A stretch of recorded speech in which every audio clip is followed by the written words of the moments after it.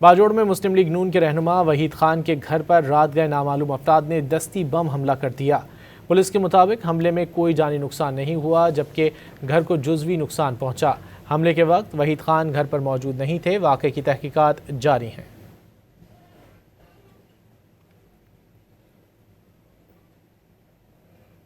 बाजोड़ में मुस्लिम लीग नून के रहनुमा वहीद खान के घर पर रात गए नामालूम अफराद ने दस्ती बम हमला कर दिया।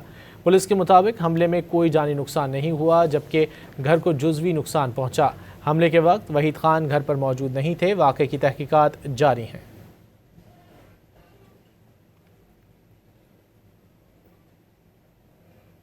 बाजोड़ में मुस्लिम लीग नून के रहनुमा वहीद खान के घर पर रात गए नामालूम अफराद ने दस्ती बम हमला कर दिया। पुलिस के मुताबिक हमले में कोई जानी नुकसान नहीं हुआ, जबकि घर को जुज़वी नुकसान पहुंचा। हमले के वक्त वहीद खान घर पर मौजूद नहीं थे। वाक़े की तहकीकात जारी हैं।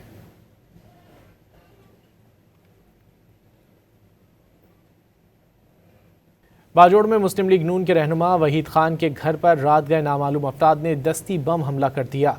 पुलिस के मुताबिक हमले में कोई जानी नुकसान नहीं हुआ, जबकि घर को जुज़वी नुकसान पहुंचा। हमले के वक्त वहीद खान घर पर मौजूद नहीं थे। वाक़े की तहकीकात जारी हैं।